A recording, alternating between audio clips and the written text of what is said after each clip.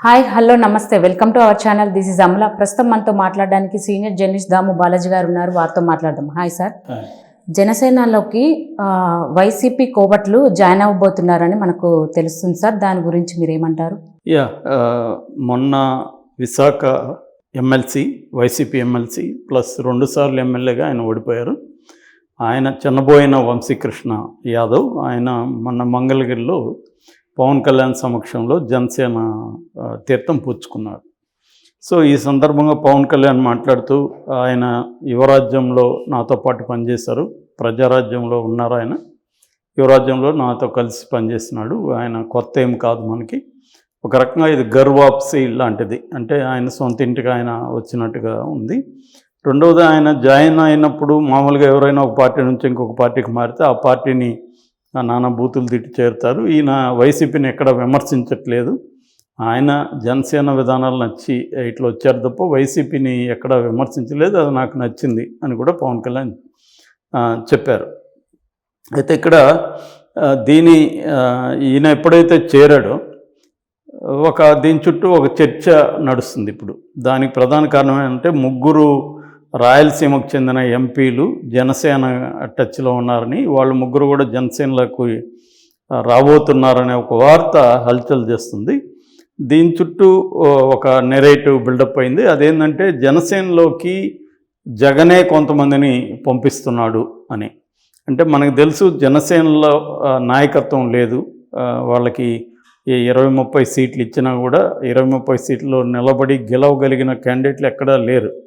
మనకు పవన్ కళ్యాణ్ తర్వాత ఇంకా మనకు కనబడేది నాదెండ్ల మనోహర్ తప్ప, ఇటు ఈయన వాళ్ళ బ్రదర్ నాగబాబు, వీళ్ళు ముగ్గురు తప్ప ఇంకెవరో కూడా రాష్ట్ర స్థాయిలో తెలిసిన నాయకులు కానీ ఆ నియోజకవర్గాల్లో గెలవగలిగిన సత్తా ఉన్న నాయకులు కానీ ఎవరు కనబడలేదు. అందుకని మామూలుగా అయితే ఏం చెప్తున్నారంటే చంద్రబాబు తన మనుషుల్ని పంపించి గెలవగలిగిన మనుషుల్ని అక్కడ గెలిపించే బాధ్యత కూడా చంద్రబాబు తీసుకుంటే కానీ పవన్ కళ్యాణ్ గెలిపించుకోలేడు అనేది ఒక వాదన గతంలో కూడా వినబడింది. అయితే ఇప్పుడు దీన్ని ఉపయోగించుకొని జగన్ ఏం ప్లాన్ చేస్తున్నాడంటే తన మనుషుల్ని అక్కడికి పంపించి ఎక్కడెక్కడైతే పవన్ కళ్యాణ్కి సీట్లు వస్తాయని తనకి ఇన్ఫర్మేషన్ ఉందో ఆ ఏరియాల్లో తన మనుషుల్ని పంపించడం ద్వారా అక్కడ ఒకవేళ వాళ్ళు గెలిచినా రేపొద్దున జగన్కి మెజార్టీ లేకపోతే ఇటు తీసుకునేట్టుగా ఆ ప్లాన్ చేస్తున్నాడు అనేది ఒక వార్త. ఇందులో ఎంత నిజమని తెలియదు కానీ పాజిబుల్ అంటే పాజిబుల్. ఇది బేసిక్గా ఇక్కడ కూడా కేసీఆర్ మీద కూడా ఇలాంటి విమర్శలే వచ్చాయి గతంలో. ఆయన కాంగ్రెస్లో కొంతమందిని పంపించాడని, వాళ్ళకి ఫండింగ్ అంతా కూడా తనే ఇచ్చాడని, కాంగ్రెస్లో గెలిచిన తర్వాత వస్తారని అన్నారు. కానీ అది ఇప్పటివరకైతే ఏం జరగలేదు, భవిష్యత్తులో జరగదని చెప్పలేము ఇక్కడ కూడా. ఎందుకంటే కాంగ్రెస్కి ఇక్కడ తక్కువ మెజార్టీ ఉంది, ఓన్లీ కాంగ్రెస్ మెంబర్స్ 4, సిపిఐ అతను 1, 5 మంది ఉన్నారు అంతే. రేపొద్దున 7-8 మంది ఇక్కడ నుంచి జంప్ అయినా కూడా ప్రాబ్లం. కాకపోతే ఏంటంటే కేసీఆర్కి 39 దగ్గర ఆగిపోయింది కాబట్టి ఆయనకి 40-45 వచ్చి ఉంటే కొంతవరకు పాసిబుల్. ఇప్పుడు ఏంది, బీజేపీతోనూ ఇటు ఎంఐఎంతోనూ కలిసి ఆయన గవర్నమెంట్ ఫామ్ చేయాలి ఒకవేళ కాంగ్రెస్ నుంచి వచ్చిన. సో కాంగ్రెస్ నుంచి పెద్ద ఎత్తున వస్తే అప్పుడు ఆయనకి పర్వాలేదు, అంత పెద్ద ఎత్తున వచ్చే పరిస్థితి లేదు.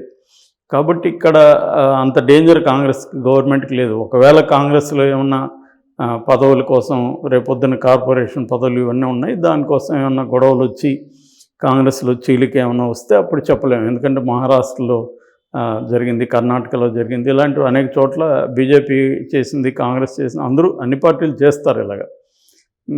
తమిళనాడు రాజకీయాలు చూసాం మనం. సో ఆ రకంగా పాజిబుల్ ఇక్కడ ఉంది. సో జగన్ కూడా ఈ ప్లాన్ వేస్తున్నాడు. ఎందుకంటే తెలుగుదేశం జనసేన కలవడం అనేది వైసీపీకి ఒక పెద్ద ఛాలెంజ్ అని చెప్పాలి. ఎందుకంటే ఆల్రెడీ తెలుగుదేశానికి ఒక 40% ఓటింగ్ ఇది ఉంది, జనసేనకు కూడా గతంలో 6% వరకు ఉంది, ఇప్పుడు పెరిగిందని అన్ని సర్వేలు కూడా చెప్తున్నా ఒక 10% వరకు ఉంటుంది.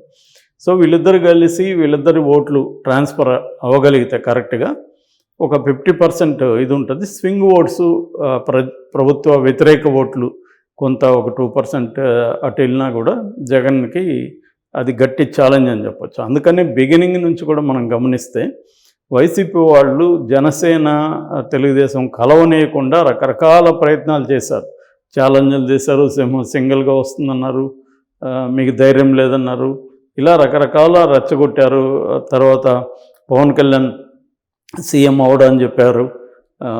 సీఎం కాకుండా చంద్రబాబుని సీఎం చేయడానికే పవన్ కళ్యాణ్ ట్రై చేస్తున్నాడని నిన్న కూడా జగన్ ఒక మీటింగ్లో మాట్లాడుతూ వేరే పార్టీ అతన్ని ముఖ్యమంత్రి చేయడానికి పార్టీని పెట్టిన అతను ఇండియాలో ఇతను ఒక్కడే చూసాం, ప్రపంచంలోనే ఇతను ఒక్కడే చూసాం అని కూడా ప్రచారం చేస్తున్నారు. మామూలుగా అయితే పొత్తులు అనుకున్నప్పుడు ఒక మైనర్ పార్టీ ఒక మేజర్ పార్టీ కలిసినప్పుడు మేజర్ పార్టీ వాళ్ళే సీఎం అవుతారు. అది దాంట్లో విడ్డూరం ఎంత ఏం లేదు. పవన్ కళ్యాణ్ పార్టీ ఒక మైనర్ పార్టీ, చంద్రబాబుది మేజర్ పార్టీ కాబట్టి చంద్రబాబు సీఎం అవడంలో విచిత్రం ఎంత ఏం లేదు. రేపు పొద్దున వాళ్ళు గవర్నమెంట్ ఇద్దరు కలిసి ఫామ్ చేస్తే పవన్ కళ్యాణ్కి డిప్యూటీ సీఎం ఇవ్వచ్చు, లేకపోతే హోమ్ ఇవ్వచ్చు, ఏదైనా ఇంపార్టెంట్ పోర్ట్ఫోలియో ఇవ్వచ్చు. సో ఆ రకంగా వాళ్ళిద్దరికి లేని బాధ పవన్ కళ్యాణ్కి లేని బాధ వైసీపీకి ఎందుకు? కానీ వాళ్ళకి ఏంటంటే ఒక భయం అయితే ఉంది. కాపు ఓట్లు అనేవి గణనీయమైన ఇన్ఫ్లుయెన్స్ గెలుపు మీద చూపించే పరిస్థితి ఉంది.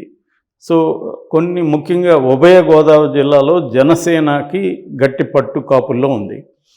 అక్కడ గెలుపు ఓటముల్ని నిర్ణయించే శక్తి జనసేనకు ఉంటుంది. జనసేన ఇండిపెండెంట్గా గెలవలేకపోవచ్చు, కానీ గెలిచే వాళ్ళు ఎవరు అని నిర్ణయించడంలో జనసేన పాత్ర ఉంది. అందుకనే చంద్రబాబు ఎప్పుడు ఎవరికి ఇవ్వనంత ఇంపార్టెన్స్ తన పార్ట్నర్స్కి ఎప్పుడు కూడా ఆయన ఇవ్వలేదు ఇంత ఇంపార్టెన్స్. ఇప్పుడు పవన్ కళ్యాణ్కి ఇస్తున్నాడు, అంత ఇంపార్టెన్స్ ఇస్తున్నాడు. మొన్న కూడా మనం చూసాం, వాళ్ళ ఇంటికి వెళ్ళి పవన్ కళ్యాణ్ని ఆ యువగలం నవశకం దీనికి ఆహ్వానించాడు. అట్లాగే పొత్తులకు సంబంధించి చర్చించాడు. అట్లాగే ప్రతి సభలో కూడా పవన్ కళ్యాణ్ గురించే చెప్తున్నారు. ఈవెన్ లోకేష్ కూడా పవన్ కళ్యాణ్ గురించి చెప్తున్నాడు. అలాగే పవన్ కళ్యాణ్కి చాలా ఇంపార్టెన్స్ ఇస్తున్నారు. పైగా ఉమ్మడి మేనిఫెస్టో కూడా ఇప్పటివరకు చంద్రబాబు ఏ పార్టీతో కలిసి అనౌన్స్ చేయలేదు, ఫస్ట్ టైం ఇది. అంటే చాలా మెట్లు తగ్గి చంద్రబాబు పవన్ కళ్యాణ్తో ట్రావెల్ అవుతున్నాడు. కాబట్టి ఆ రకంగా చూసుకున్నప్పుడు పవన్ కళ్యాణ్కి గతంతో పోలిస్తే ఏ రకమైన నష్టము లేదు పొత్తు వల్ల, పైగా లాభమే. ఎందుకంటే ఇప్పటివరకు పవన్ కళ్యాణ్ ఎక్కడ గెలవలేదు, అతనికి ఒకే ఒక సీటు వస్తే అది కూడా జారిపోయింది. అలాంటి కాంటెక్స్లో రేపొద్దున కనీసం ఒక 10 మంది ఎమ్మెల్యేలతో తను కూడా గెలిచి అసెంబ్లీలో అడుగుపెట్టే పరిస్థితి పవన్ కళ్యాణ్ ఖచ్చితంగా ఏర్పడుతుంది. గవర్నమెంట్ ఒక ఫామ్ అయితే ఈయనకు కూడా ఒక పోర్ట్ఫోలియో దొరకచ్చు. ఇది పవన్ కళ్యాణ్ పరిస్థితి. పవన్ కళ్యాణ్ చాలా రియలిస్టిక్గా ఆలోచించే ఈ పొత్తులోకి వెళ్ళాడు. ఎందుకంటే ఆయన ఒంటరిగా పోటీ చేస్తే తెలుగుదేశం సంగతి ఏమో కానీ పవన్ కళ్యాణ్కి అయితే పెద్ద అనుకున్న అంత ఒక డీసెంట్ అమౌంట్ ఆఫ్ ఓట్లు వచ్చే పరిస్థితి లేదు, సీట్లు వచ్చే పరిస్థితి లేదు. తాను గెలుస్తాడో లేదో కూడా గ్యారంటీ లేదు. అదే తెలుగుదేశంతో ట్రావెల్ అయితే తనను ఖచ్చితంగా చంద్రబాబు గెలిపించగలుగుతాడు, ప్లస్ కొన్ని సీట్లు వస్తాయి, రేపు గవర్నమెంట్లో కూడా తాము ఉండొచ్చు. సో ఇది పవన్ కళ్యాణ్ చాలా ప్రాక్టికల్గా ఆలోచించి ఈ నిర్ణయం తీసుకున్నాడు. ఇక చంద్రబాబు పరిస్థితి ఏమంటే ఇది ఆయనకి చావోరేవో కైండ్ ఆఫ్ ఎన్నికలు కాబట్టి జగన్ ఎదుర్కోవాలంటే ఖచ్చితంగా పవన్ కళ్యాణ్ అవసరం చంద్రబాబుకి గట్టిగా ఉంది. ఎందుకంటే ఏమాత్రం ఆయన రిస్క్ తీసుకోదలుచుకోలేదు. నిజానికి జగన్ వ్యతిరేక పవనాలు వీస్తున్నాయని కూడా వాళ్ళు పదే పదే చెప్తున్నారు. కానీ అయినప్పటికీ కూడా ఆయన దాని ఏమంటారు ఛాన్స్ తీసుకోదలుచుకోలేదు చంద్రబాబు. అందుకని పవన్ కళ్యాణ్తో ఆయన ట్రావెల్ అవుతున్నాడు. పవన్ కళ్యాణ్కి ఇంపార్టెన్స్ ఇస్తున్నాడు. పవన్ కళ్యాణ్ కూడా రెసిప్రాసిటీ చూపిస్తున్నాడు. సో జైల్లో ఉన్నప్పుడు కూడా వెళ్ళి కలవడం, పొత్తులు అప్పుడే ప్రకటించడం, ఇవన్నీ కూడా పవన్ కళ్యాణ్ నిజానికి చాలామంది తెలుగుదేశం నాయకుల కంటే కూడా చాలా ఒక క్రైసిస్లో గట్టిగా నిలబడ్డాడు పవన్ కళ్యాణ్. సో అందువల్ల వీళ్ళిద్దరి మైత్రి చూస్తే ఒక భయం అనేది అయితే వైసీపీలో వచ్చింది. సో దీన్ని ఎలా బ్రేక్ చేయాలి అనేది అనేక రకాలుగా వీళ్ళు ట్రై చేస్తున్నారు. ఇందులో భాగంగానే పవన్ కళ్యాణ్ని రెచ్చగొట్టడం ఒకటి. నిన్న కూడా పవన్ కళ్యాణ్కి కార్లు మార్చినట్టుగా భార్యలు మారుస్తాడు అని జగన్ చెప్పాడు. మన పవిత్రమైన ఈ భార్యాభర్తల సంబంధాన్ని ఇతను నీరుగార్చాడు. స్త్రీలకు రక్షణ లేదు, తన పరిపాలన ఇతను వస్తే స్త్రీలకు ఎలాంటి రక్షణ ఉంటుంది, ఇవన్నీ ఏదో చెప్పాడు. నిజానికి వాళ్ళ చెల్లెలు షర్మిలకు కూడా రెండో మ్యారేజే, వాళ్ళ వంశంలో చాలా రెండో మ్యారేజీలు ఉన్నాయి. కానీ పవన్ కళ్యాణ్ విషయానికి వస్తే నిజానికి ఆ మ్యారేజెస్కి అతను దీనికి ఏం సంబంధం లేదు. అతను లీగల్గా విడాకులు ఇచ్చే పెళ్ళి చేసుకున్నాడు తప్ప అతనేమో రహస్యంగా ఏం లేదు. సో రహస్యంగా ఉన్నా కూడా అతని దానికి పాలిటిక్స్కి ఏం సంబంధం లేదు. సో ఈ కాంటెక్స్లో ఏంటంటే ఇంకొక స్ట్రాటజీ ఏంటంటే జగన్ది తన మనుషుల్ని కోవర్ట్లుగా పంపించడం పార్టీలకి అనేది చేస్తున్నట్టుగా చెబుతున్నారు. దీనివల్ల పవన్కి కూడా ఉపయోగం ఉంది. పవన్కి ఏం ఉపయోగం అంటే ఇటు టీడీపీతో బార్గెనింగ్ పవర్ పవన్కి పెరుగుతుంది. ఎందుకంటే రెండు పార్టీల్లో వైసీపీ నుంచి టీడీపీలకు కదా పోవాలి, పెద్ద పార్టీ, స్ట్రాంగ్ పార్టీ. కానీ జనసేనలోకి వస్తున్నారంటే అర్థమేంటి, జనసేన బలపడుతుంది. సో అప్పుడు మాకు ఎక్కువ సీట్లు కావాలని అడిగే అవకాశం కూడా పవన్కి ఉంటుంది. ఆ రకంగా కోవట్ల వల్ల పవన్కి నష్టం లేదు, తెలుగుదేశానికే ఎంతో కొంత నష్టం ఉండే అవకాశం కనిపిస్తుంది.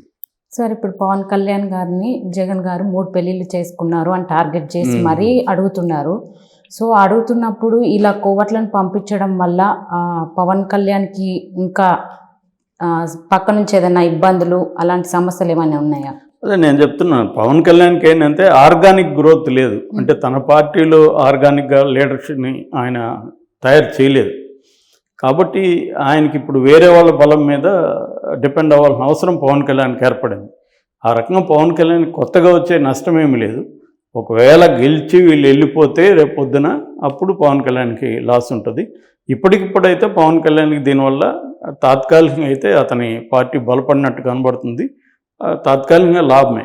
ఒకవేళ రేపు పొద్దున జగన్కి మెజార్టీ రాకుండా పవన్ కళ్యాణ్ పార్టీలో చేర్పించిన వాళ్ళని మళ్ళీ వెనక్కి పిలుచుకుంటే అప్పుడు పవన్ కళ్యాణ్కి ఇబ్బంది ఉంటుంది. Okay sir, thank you sir. Thank you.